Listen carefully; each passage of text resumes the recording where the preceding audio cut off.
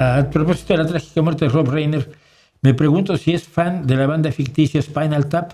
Me divirtieron, pero no soy su fan. No soy precisamente fan de la banda.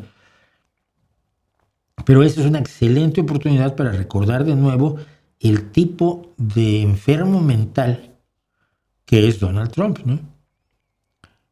Rob Reiner era un genio. Aparte, un tipo que a todo el mundo lo adoraba, él y a su esposa. Rob Reiner hizo algunas de las cosas más importantes de la comedia de los Estados Unidos en los últimos años. Y sin embargo, cuando es asesinado, y al parecer asesinado por un hijo suyo, que tiene graves problemas psicológicos desde hace muchísimos años, lo único que se le ocurre a Donald Trump es sacar una de sus publicaciones en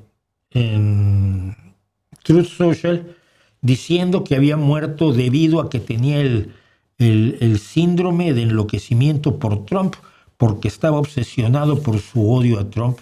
Y no, mira, no existe el síndrome de enloquecimiento por Trump, sí existe el síndrome de Trump enloquecido, que ese sí lo podemos ver todos los días. Pero la bajeza de hablar así de alguien que ha muerto y probablemente lo último que vio en su vida fue a su hijo atacándolo con un cuchillo,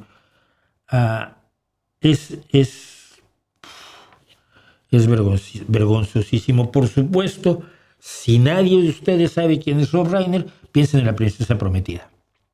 Él la dirigió. También hizo Cuando Harry conoció a Sally, o Harry Met Sally, y Misery, que fue la película donde se llevó al cine una de las mejores novelas, según yo, de Stephen King, precisamente. Ganó todos los premios del mundo, y pues sobre todo, pues que un buen tipo. Y que Donald Trump hable así de él porque era opositor a Donald Trump, te dice cuál es la forma de valorar al mundo que tiene Donald Trump, ¿no?